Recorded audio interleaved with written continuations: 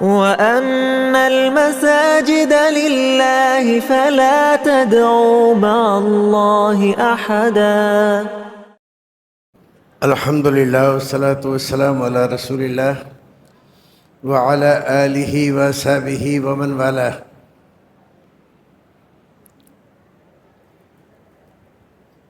دسویں پارے کی ابتدا اللہ رب العزت نے منافقین کے طرز عمل سے کی ہے، اور اس صورت میں خاص طور سے سورہ توبہ میں منافقین کا بہت بیان آیا ہے۔ یہ صورت اور یہ آیتیں تقریباً اس موقع کی ہیں جب رسول اکرم صلی اللہ علیہ وسلم غزوہ تبوک کے لیے تشریف لے گئے تھے۔ زمانہ سخت گرمی کا تھا، سفر دشوار تھا، اور دوری بہت تھی، کہاں مدینہ اور کہاں عرب کی سرحد سے باہر۔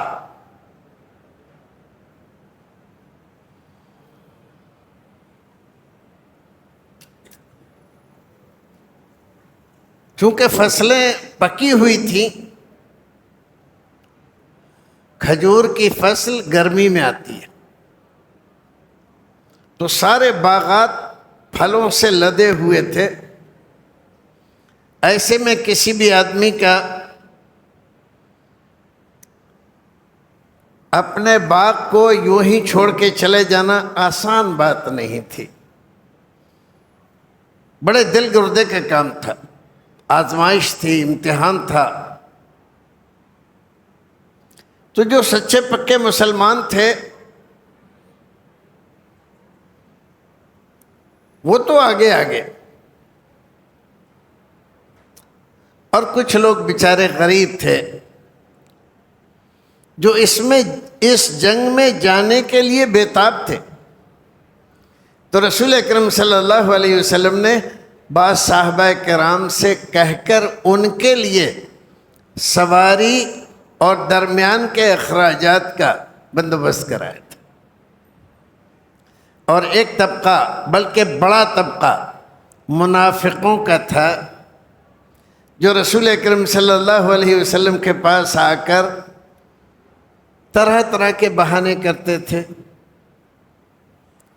کوئی کہتا اللہ کے رسول جنگ میں جانے کے لیے تو میں بالکل تیار ہوں اور میرے پاس ساری تیاری بھی ہے، لیکن گھر پہ کوئی نہیں ہے، بیوی بچے اکیلے ہیں۔ ان بیوتنا عورہ، اب گھر کو ایسے ہی کیسے چھوڑ جاؤں؟ کوئی بیماری کا بہانہ کرتا، کوئی کسی بات کا، کوئی کسی بات کا۔ اور عجیب بات یہ ہے کہ رسول اکرم صلی اللہ علیہ وسلم نے ان میں سے کسی کو بھی جو جنگ میں جانے سے عذر کرتا تھا منع نہیں کیا، کہا ٹھیک ہے، ٹھیک ہے، ہاں تمہیں عذر ہے، ٹھیک ہے مت جاؤ۔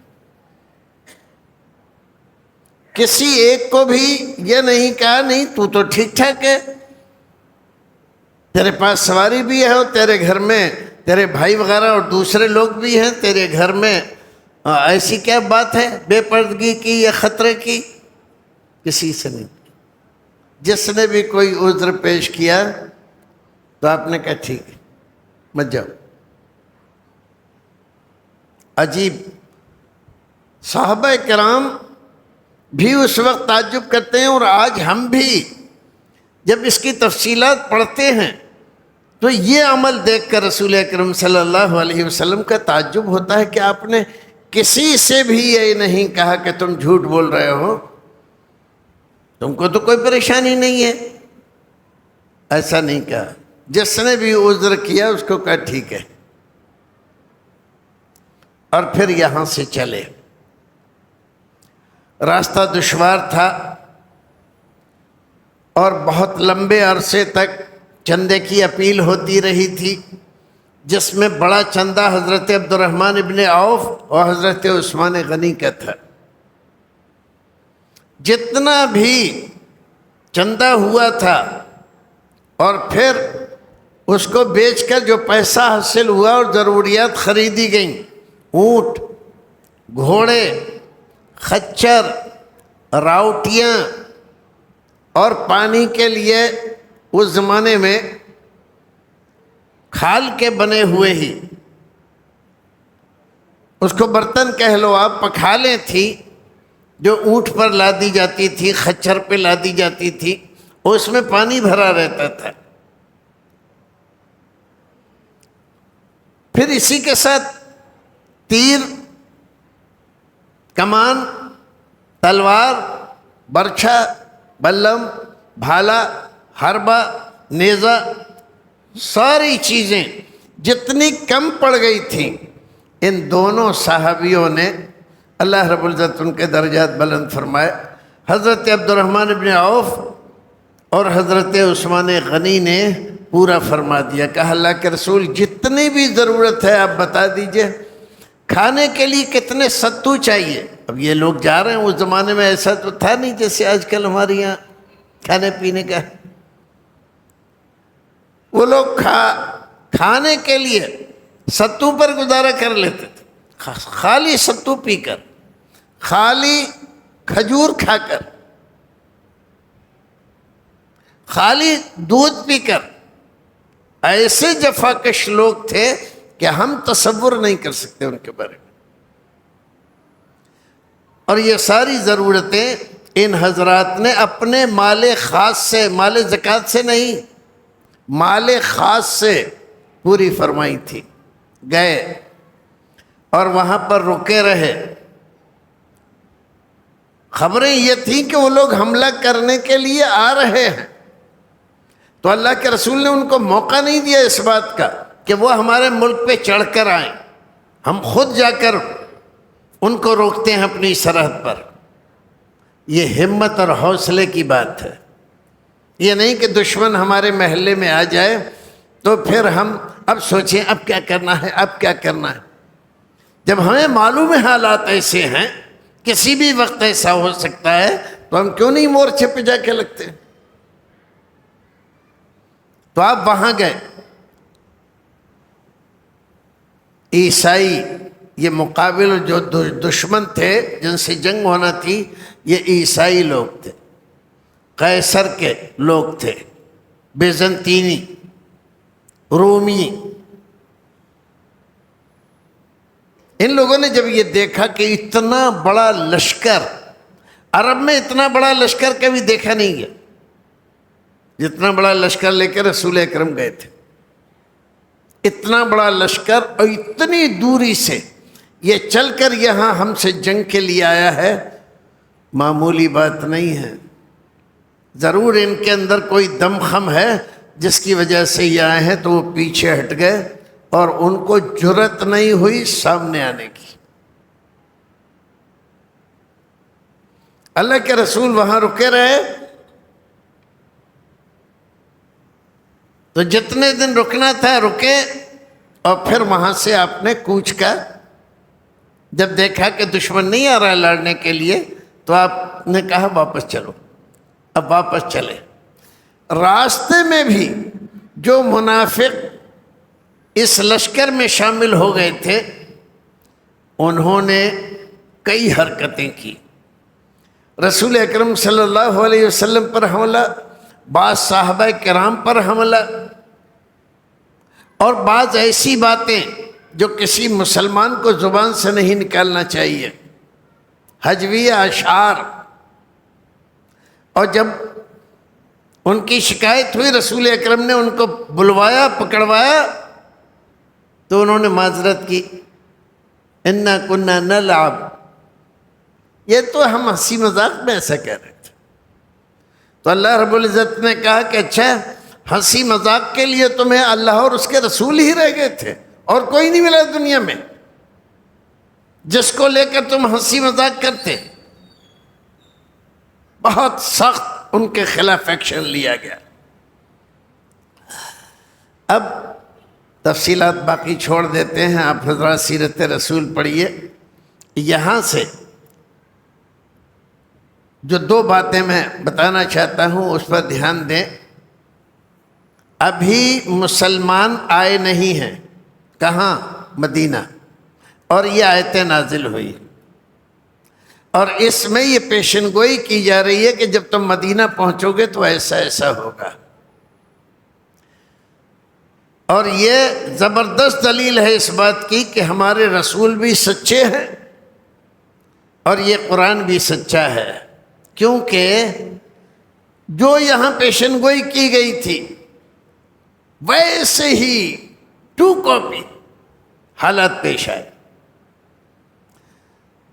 یعتذرون الیکم اذا رجعتم الیہم قل لا تعتذروا لن نؤمن لکم قد نبانا اللہ من اخبارکم وسیر اللہ عملکم ورسولہ ثم تردون الى عالم الغیب والشہادہ فینبئکم بما کنتم تعملون۔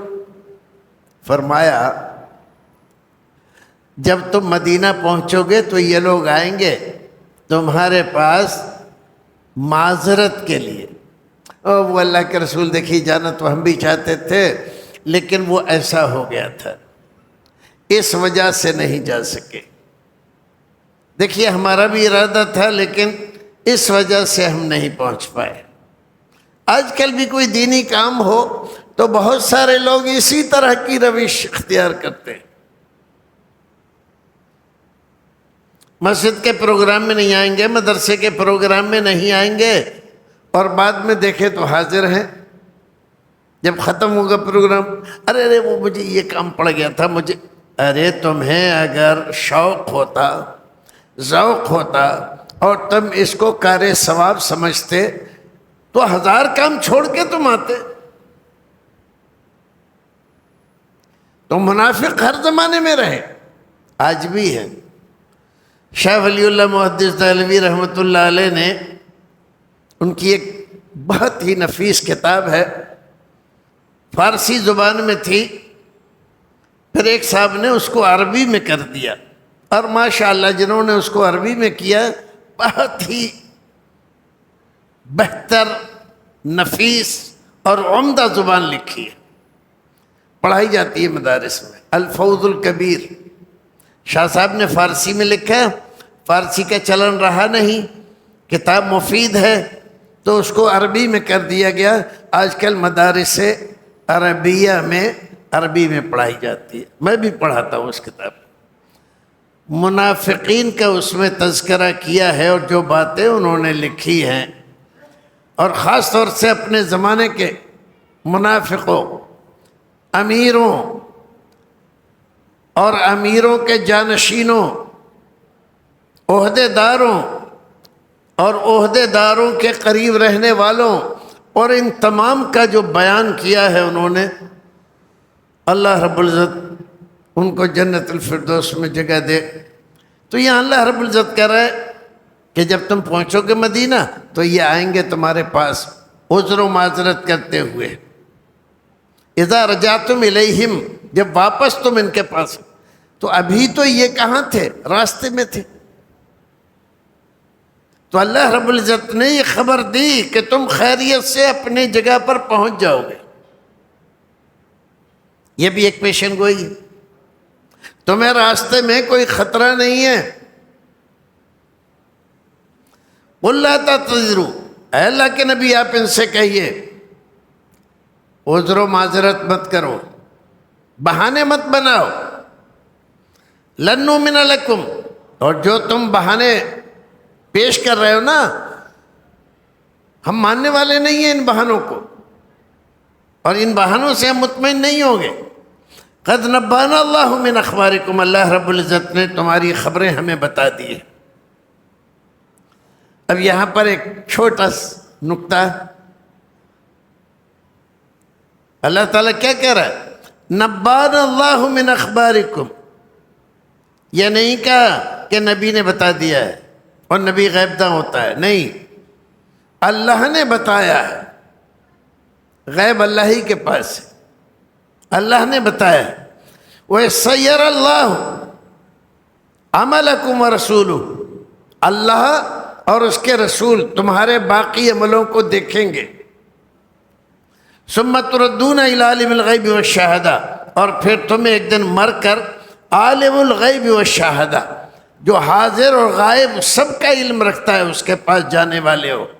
فَيُنَبِّئُكُمْ بِمَا كُنْتُمْ تَعْمَلُونَ، پھر تمہیں بتائے گا کہ تم نے دنیا میں کیسے عمل اختیار کیے تھے.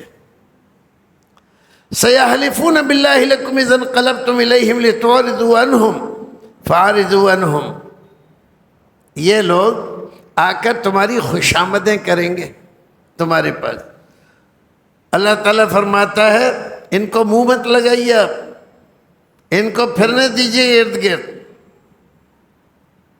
انہم رجسن، یہ بظاہر بڑے اچھے خوبصورت اچھے لباس والے نظر آ رہے ہیں، یہ بڑے گندے ہیں کیونکہ ان کی طبیعتیں اور ان کی نیتیں گندی ہیں. تو اصل گندگی طبیعت کی اور نیت کی گندگی ہوتی ہے، وہ اللہ رب العزت نے یہاں فرما دیا. وَمَأْوَاهُمْ جَهَنَّمُ جَزَاءً بِمَا كَانُوا يَكْسِبُونَ، اور ان کا بدلہ جہنم ہے، جو انہوں نے بدعمالیاں کی اس کے بدلے میں اللہ رب العزت ان کو جہنم میں ڈالے گا. ایک اور آیت کریمہ یہاں پر عرب جو مدینے کے آس پاس کی بستیوں کے لوگ تھے، ان کے بارے میں کئی آیتیں اللہ رب العزت نے ذکر کی ہیں، ہم ان کو چھوڑ دیتے ہیں.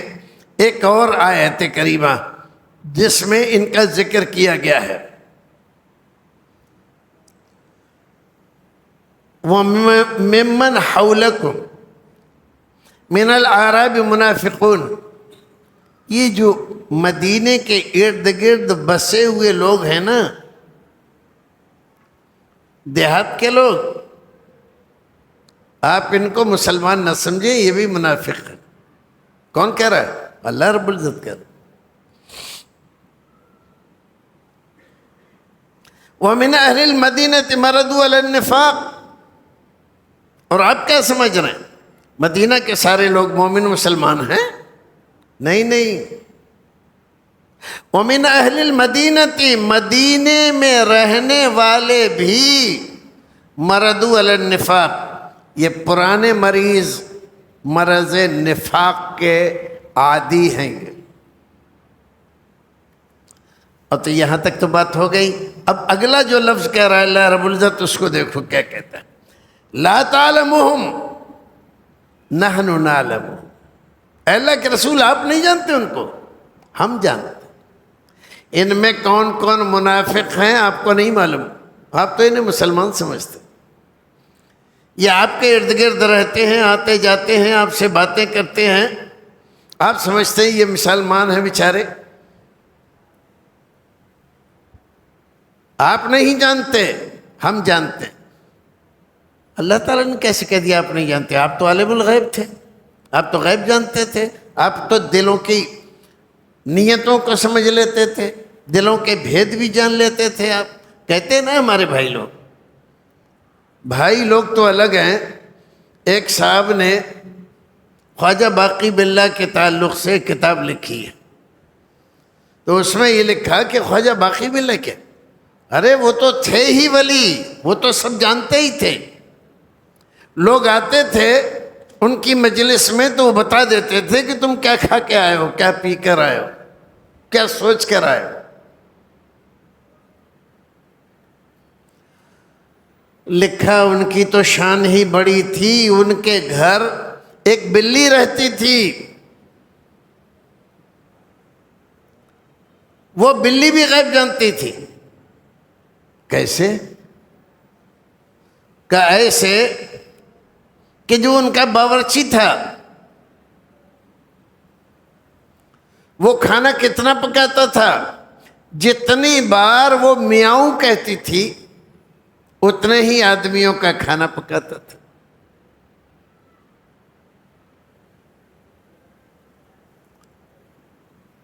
اگر اس نے 5 بار میاؤں میاؤں کیا ہے تو اس کا مطلب 5 آدمی آ رہے ہیں، آج 5 مہمان آ رہے ہیں. لیکن ایک بار گڑبڑ ہو گیا، کہا 5 بار میں آؤں، اور آ گئے 7 آدمی۔ اب کھانا کم پڑ گیا، اب باز پرس کس کی ہوگی، پکڑ کس کی ہوگی؟ باورچی کی۔ تو باورچی نے ڈنڈا لیا اور اس بلی کو مارنے کے لیے دوڑا۔ اب بلی بھاگتی دوڑ رہی ہے تمام میں، جب کوئی جگہ نہیں ملی تو خواجہ باقی باللہ کے گودی میں جا کر بیٹھ گئی، اور پیچھے سے وہ آیا ڈنڈا لیے۔ تو آپ نے پوچھا کہ کیا بات ہے، اور وہ بھی اس کے پیچھے بھاگتے بھاگتے ہانپ گیا تھا۔ کیا بات ہے؟ کہا حضور آج اس نے جھوٹ بولا مجھ سے۔ کہا کیسے؟ کہا اتنی بار میاؤں کیا اور مہمان زیادہ آ گئے۔ تو پھر خواجہ صاحب نے اس کو بچایا۔ جو لوگ آج کے زمانے میں ایسے قصے کہانیاں، دیومالائی قصے کہانیاں، جیسے ہندوؤں کے یہاں دیوی دیوتاؤں کی کہانیاں اور قصے ہیں نا، ہمارے مسلمانوں نے اسی طرح کے قصے کہانیاں اولیاء کرام کے بارے میں گاڑ لیے۔ یہاں دیکھو اللہ رب العزت کہہ رہا ہے لا تعلمہم، اے نبی آپ نہیں جانتے، آپ کو نہیں معلوم، نحن نعلمہم، ہم جانتے ہیں۔ اگر رسول اکرم صلی اللہ علیہ وسلم عالم الغیب ہوتے تو اللہ تعالیٰ ایسا کہتا کہ آپ نہیں جانتے؟ تو یہ جھوٹ بولتے ہیں، دین کو بدنام کرتے ہیں۔ سنعذبہم مرتین ثم یردون الی عذاب عظیم، بار بار ان کو ہم عذاب دیتے ہیں، 2 بار ہم ان کو عذاب دیں گے، ثم یردون الی عذاب عظیم، اور پھر بڑے عذاب کی طرف ان کو پھیر دیا جائے گا، جہنم کے عذاب کی طرف۔ یہ ان کا بڑا جرم ہوگا۔ ایک اور آیت کریمہ اسی صورت کی اللہ رب العزت ذکر کر رہا ہے،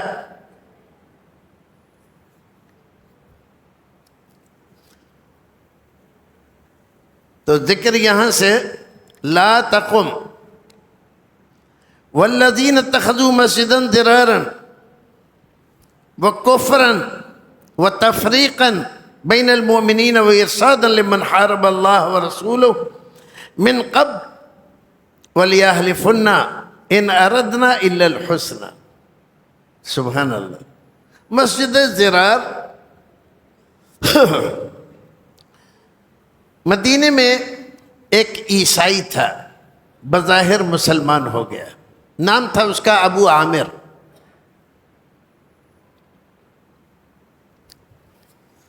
اور یہ در حقیقت جاسوس تھا، جیسے موساد کے لوگ آج کل کام کر رہے ہیں نا۔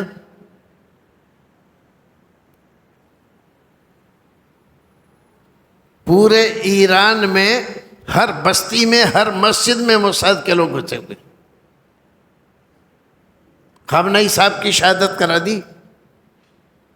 ایسے ہی سعودیہ میں، دبئی میں، بحرین میں، قطر میں، کویت میں، سب میں موساد کے لوگ گھسے ہوئے ہیں، اور یہ لوگ اپنے گترے ٹھیک کرنے میں لگے ہوئے۔ ان کو کچھ پتہ ہی نہیں چل رہا کہ کیا ہو رہا ہے کیا نہیں ہو رہا، ہر ایک آدمی پر اعتبار کر لیتے ہیں۔ تو یہ آدمی جیسے آج کل موساد کام کر، ایسے ہی رابطہ اس کا تھا شام کے عیسائیوں سے، عیسائی بادشاہ سے، اور رہتا کہاں تھا؟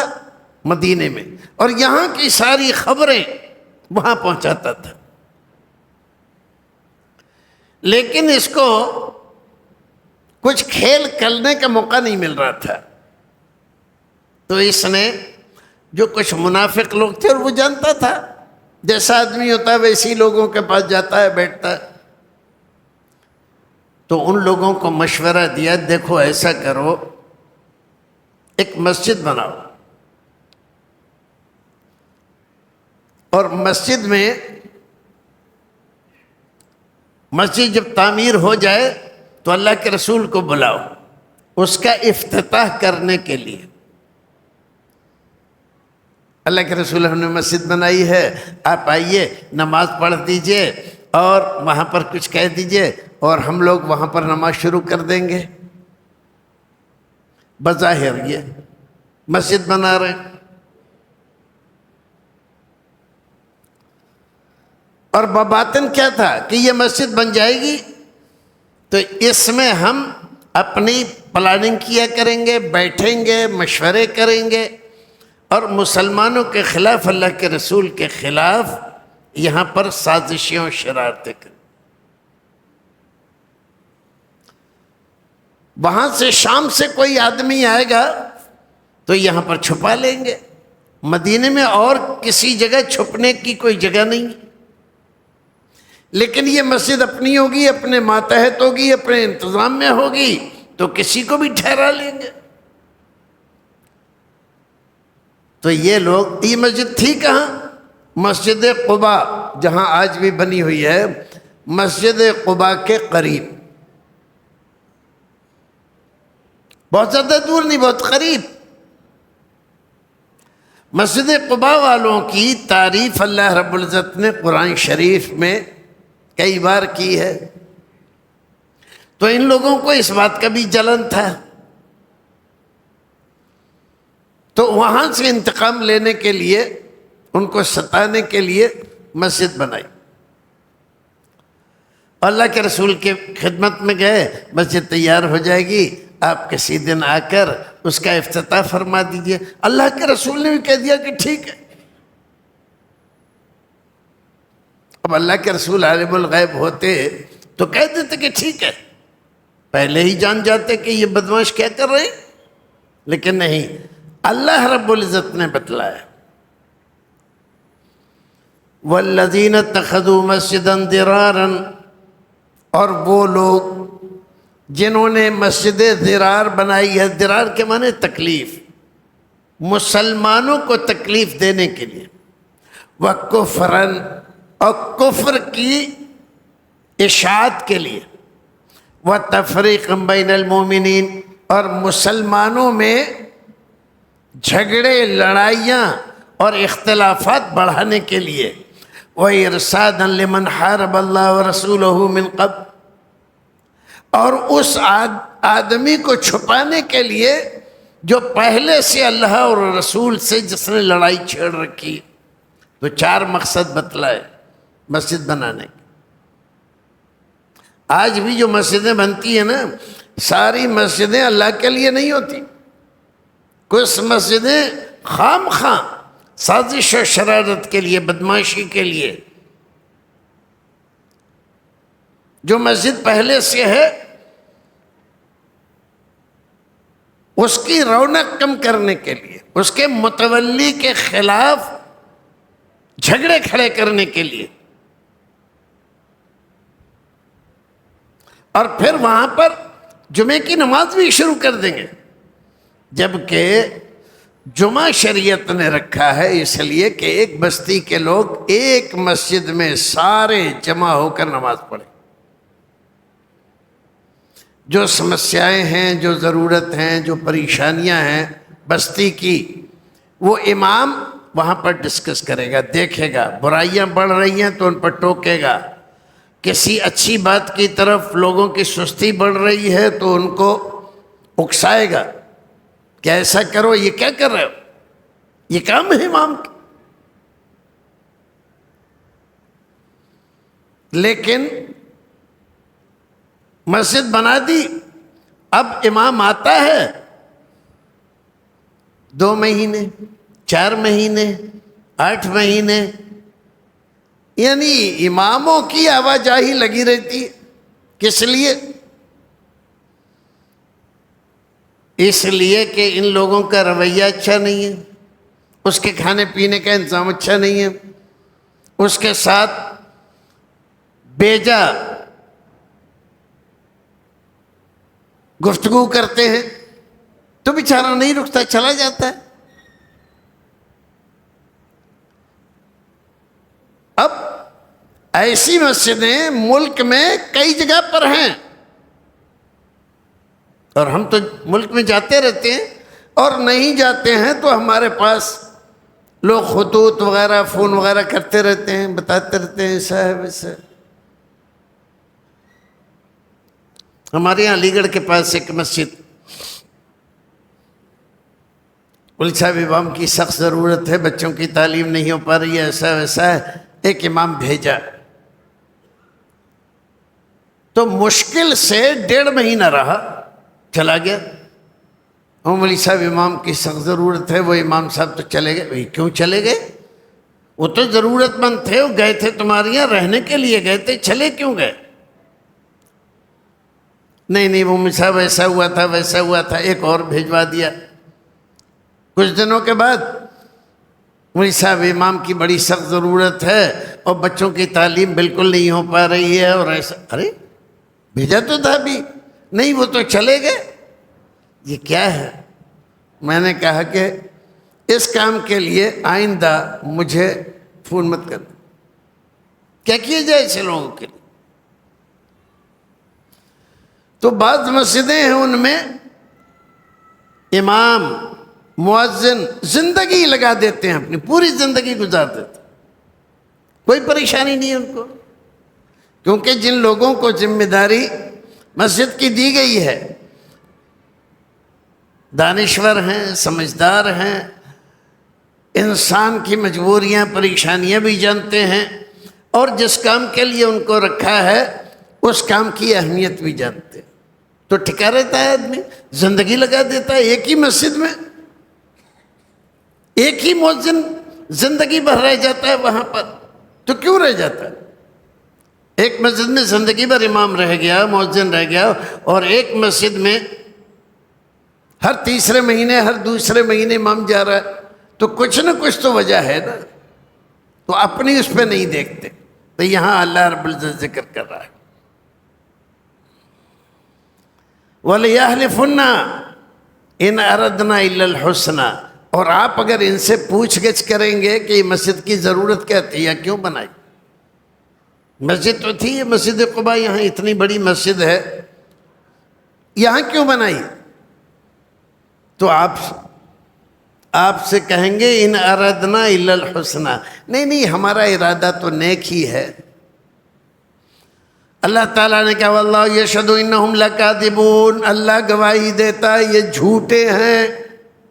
لا تقم فیہ ابدا، آپ ہرگز اس مسجد میں نہیں جائیں، اللہ تعالیٰ نے منع، پابندی لگا دی، اس مسجد میں قدم نہ رکھیں آپ،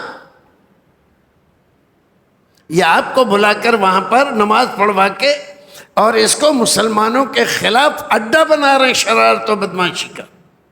لا تقم فی ابدا، اس میں کبھی بھی آپ قدم نہ رکھیں۔ لمسجد اسس علی التقوی من اول یوم احق ان تقوم فیہ، اور وہ مسجد جو اول دن سے تقوی کی بنیاد پر بنائی گئی ہے زیادہ مستحق ہے اس بات کی کہ آپ اس میں نماز پڑھیں، اس میں جایا کریں۔ تو آپ مسجد قباء ہر ہفتہ جایا کرتے، اللہ ہر ہفتہ جاتے تھے آپ، اور وہاں جا کے نماز پڑھتے تھے۔ فیہ رجال یحبون ان یتطہروا واللہ یحب المتطہرین،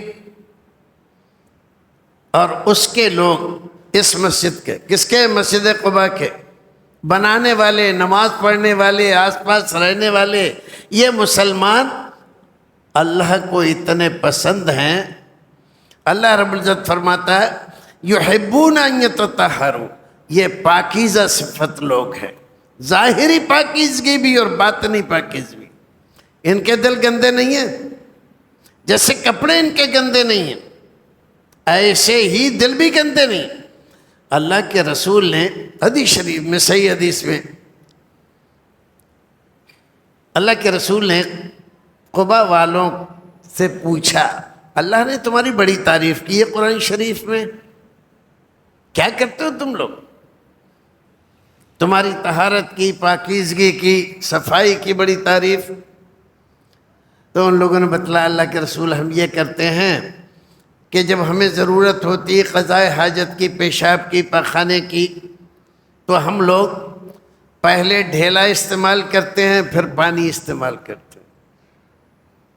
کہا یہی وجہ ہے، اللہ رب العزت تمہاری پاکیزگی بیان کر رہا ہے کتاب میں، اور اللہ رب العزت فرماتا ہے افمن اسس بنیانہ علی تقوی من اللہ ورضوان خیر ام من اسس بنیانہ علی شفا جرف ہار فانہار بہ فی نار جہنم.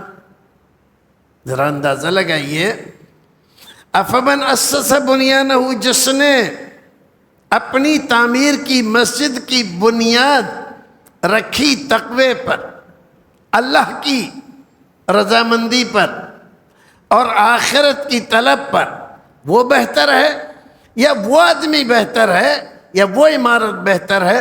اسس بنیانہ علی شفا جرف، اس نے اپنی عمارت ایسی جگہ بنائی ہے، ایسے ڈگر پر،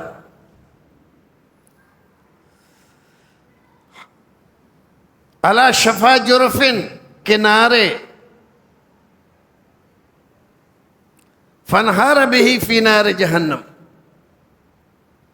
کسی کھائی کے کنارے، کسی گہری کھائی، پہاڑ کی غار کے کنارے آپ کو عمارت بنا دیں تو کیا ہے، ایک ذرا سا ہلکا سا زلزلہ بھی آیا تو ساری عمارت پلٹ کے اسی میں جا گرے گی. تو اللہ رب العزت فرما رہا ہے ان کی عمارتوں کا حال بھی ایسا ہے، یہ سیدھے جہنم میں جا کر گر رہے. اللہ رب العزت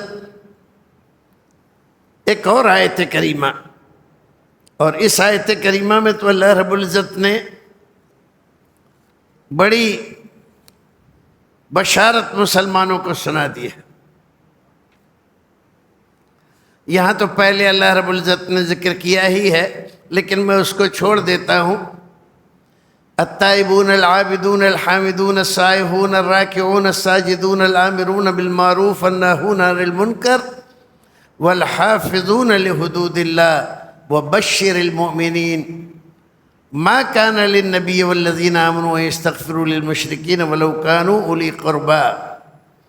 یہاں پر اللہ رب العزت ذکر فرماتا ہے ان لوگوں کا جو مومن اچھے کہلاتے ہیں، لیکن انہی میں ذکر کیا ہے ان اللہ اشترى من المؤمنین انفسهم واموالهم بان لهم الجنہ یقاتلون فی سبیل اللہ فیقتلون ویقتلون وعدا علیہ حقا فی التوراة والانجیل والقرآن ومن اوفى بعہدہ من اللہ فاستبشروا ببیعکم الذی بایعتم بہ وذلک هو الفوز العظیم. سبحان اللہ. اللہ رب العزت فرماتا ہے ان اللہ اشترى، اللہ رب العزت نے خرید لیا ہے من المؤمنین، مومنوں سے. کیا خرید لیا؟ انفسہم و اموالہم، ان کی جانوں کو اور ان کے مالوں کو. بأن لہم الجنہ، کس چیز کے بدلے میں؟ جنت کے بدلے میں. مومنوں کی جان لے لی، مومنوں کے مال لے لیے اور بدلے میں جنت دے دی ان کو. یقاتلون فی سبیل اللہ، یہ اللہ کے راستے میں جنگ کرتے ہیں، قتال کرتے ہیں. فیقتلون ویقتلون، یہ کافروں کو قتل کرتے ہیں اور خود بھی قتل ہو جاتے ہیں. وعدا علیہ حقا فی التوراۃ، اور یہ وعدہ ہے اللہ رب العزت کا ان سے، اور یہ وعدہ تورات میں، انجیل میں، قرآن میں اللہ رب العزت نے ان تینوں آسمانی کتابوں میں ذکر کیا ہے یہ وعدہ مومنوں کے ساتھ. ومن اوفى بعہدہ من اللہ، اللہ سے زیادہ اپنے وعدے کو پورا کرنے والا، نبھانے والا کون ہے؟ ومن اوفى، کون ہے جو اللہ سے زیادہ وعدہ وفا کرنے والا ہو، اس کو نبھانے والا ہو. فاستبشروا ببیعکم، پس تم خوش ہو جاؤ، بشارت حاصل کرو. ببیعکم، اپنے اس خرید و فروخت پر جو تم نے خریدا اور جو بیچا. بیچا کیا؟ جان بیچ دی. اللہ کیا؟ مال بیچ دی. اللہ کیا؟ خریدا کیا؟ جنت. تو تم نے جو یہ خرید و فروخت کی ہے اس پر تمہارے لیے بشارت ہے، خوش ہو جاؤ. الذی بایعتم بہ وذالک هو الفوز العظیم، اور یہ سب سے بڑی کامیابی ہے. تفسیر میں لکھا ہے کہ ایک دیہات کا آدمی اللہ کے رسول کے پاس آیا. آپ بیٹھے ہوئے تھے صحابہ کرام کے درمیان، تو اس نے یہی آیت کریمہ پڑھی، ان اللہ اشتری من المؤمنین انفسهم واموالهم، اور پھر پوچھا یہ کون لوگ ہیں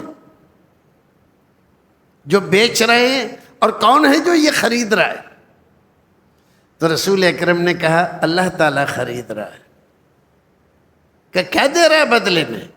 کہا جنت. تو مست ہو گیا، مست ہو کے جھومنے لگا اور کہنے لگا کہ قربان جاؤں اس خرید و فروخت کے، میں تو نہال ہو گیا. اس سے اچھی نہ کوئی چیز میں نے بیچی نہ کوئی چیز خریدی آج تک. بس اب مجھے کسی اور کے ساتھ خرید و فروخت نہیں کرنی ہے. اور چلا گیا اور جا کر جنگ میں شریک ہوا اور ایسی بے جگری سے لڑا، ایسی بے جگری سے لڑا، شہید ہو گیا.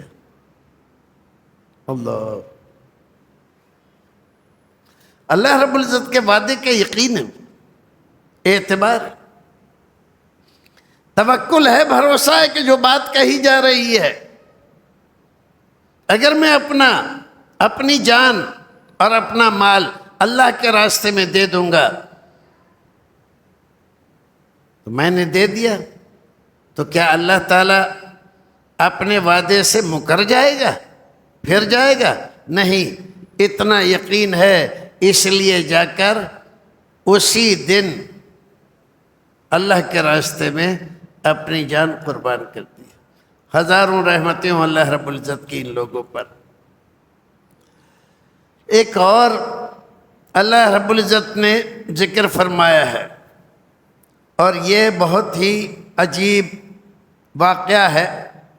اللہ تعالیٰ فرماتا ہے وَعَلَى الثَّلَاثَةِ الَّذِينَ خُلِّفُوا حَتَّى إِذَا ضَاقَتْ عَلَيْهِمُ الْأَرْضُ بِمَا رَحُبَتْ وَضَاقَتْ عَلَيْهِمْ أَنفُسُهُمْ وَظَنُّوا أَن لَّا مَلْجَأَ مِنَ اللَّهِ إِلَّا إِلَيْهِ ثُمَّ تَابَ عَلَيْهِمْ لِيَتُوبُوا إِنَّ اللَّهَ هُوَ التَّوَّابُ الرَّحِيمُ.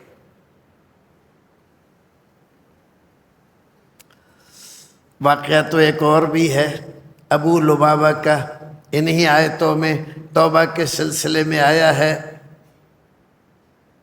کہ انہوں نے اپنے آپ کو جا کر مسجد نبوی کے ایک ستون سے باندھ لیا اور وہیں توبہ و استغفار کر رہے. ارے لوگوں نے کہا کہ بھئی نماز پڑھو، تلاوت کرو، یہ کرو، وہ کرو، اللہ رب العزت ویسے بھی توبہ قبول کر لیتا ہے. انہوں نے کہا نہیں، جب تک اللہ رب العزت میری توبہ قبول نہیں کرے گا میں اسی ستون سے بندھا رہوں گا. اور اللہ رب العزت کو بھی ان کی ادا پر رحم آ گیا، اپنے نبی کو حکم دیا اور انہوں نے جا کر ان کو کھولا. مسجد نبوی کا وہ حصہ جو پرانا حصہ ہے اس میں ایک ستون ابو لبابہ بھی ہے، لکھا ہوا ہے کہ یہی وہ ستون. بہرحال یہ تو اور ہے. یہ تین آدمی کا ذکر اللہ رب العزت نے یہ کیا ہے، یہ بھی اسی جنگ میں، یہ تبوک کی جو جنگ تھی اسی جنگ میں جانے سے رہ گئے تھے. منافق نہیں تھے، پکے مومن اور پکے متقی، سچے لوگ. جب اللہ کے رسول واپس آئے اور حال یہ تھا ان کا کہ روزانہ یہ سوچتے تھے کہ آج چلے جائیں گے.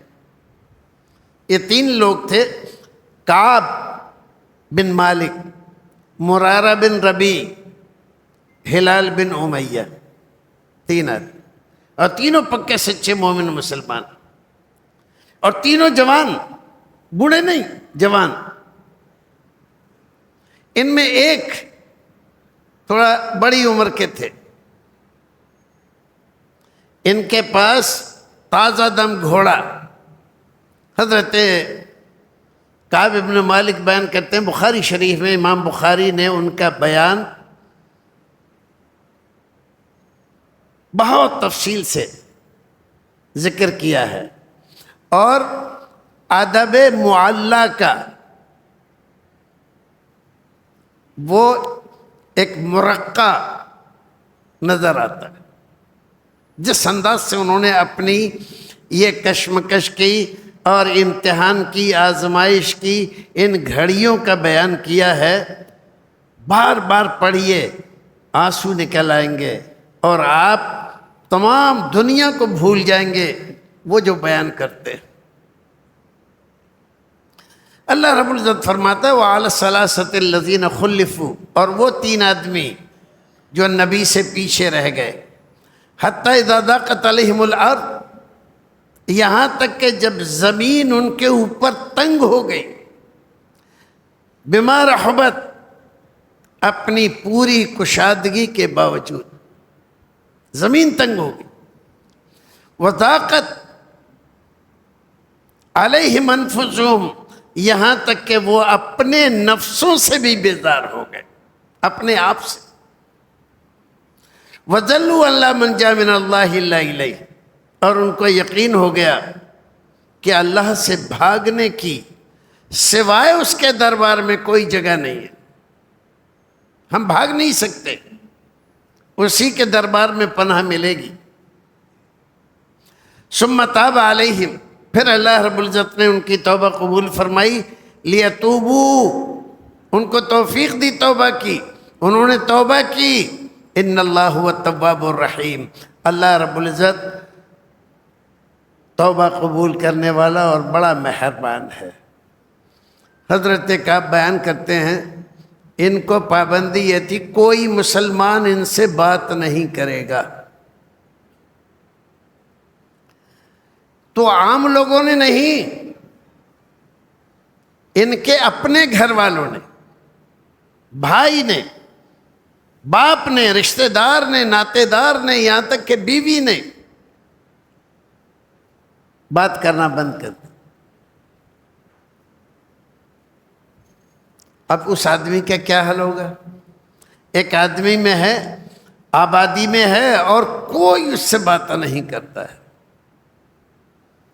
جاتا ہے، بیان کرتے ہیں کہ میں جاتا تھا مسجد نبوی میں نماز پڑھنے کے لیے، اللہ کے رسول بیٹھے رہتے تھے اور میں سلام کرتا تھا، السلام علیکم، تو میری نظریں آپ کے ہونٹ پہ رہتی تھی کہ آپ کے لب مبارک نے حرکت کی یا نہیں کی،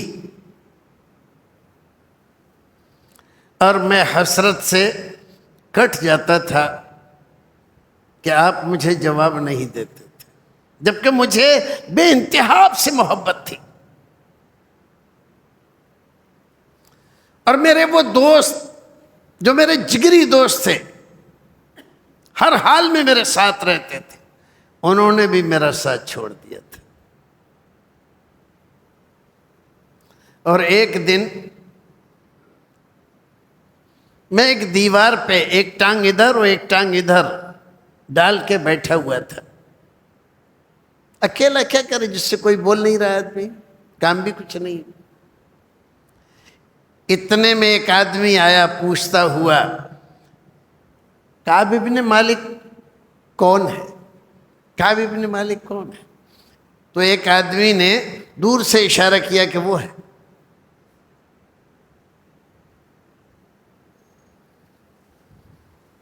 وہ آیا میرے پاس، آ کر اس نے سلام کیا اور میرے ہاتھ میں کاغذ دیا، میں نے اس کو کھولا تو شام کے بادشاہ کی طرف سے وہاں کے گورنر کی طرف سے ایک خط تھا جس میں لکھا ہوا تھا، ہم نے سنا ہے کہ تم جیسے آدمی پر مصیبتیں اور بلائیں تمہارے اپنے صاحب نے یعنی نبی نے ڈال رکھی ہیں، اور سارے لوگوں کو منع کر رکھا ہے کہ بات نہ کریں، کوئی بات نہ کریں ان سے۔ ایسے میں کوئی آدمی، آزاد آدمی اور حر آدمی اور ایسا آدمی اور ویسا آدمی اور تم جیسا آدمی، بھلا یہ اتنی اذیتیں کیسے برداشت کر رہا ہے؟ تم ہمارے پاس آ جاؤ، تم جو کہو گے وہ عہدہ دیں گے، جتنا مال کہو گے اتنا مال دیں گے۔ اللہ، کہا جب میں نے اس کو پڑھا تو میرے آنکھوں سے آنسو جاری ہو کہ اللہ تو جانتا ہے کہ میں سچا مومن مسلمان ہوں، نبی سے پیار کرتا ہوں، دین سے پیار کرتا ہوں، لیکن یہ کیا ہے؟ اب تو دشمن بھی میرے ایمان پر ڈاکہ ڈالنے لگے۔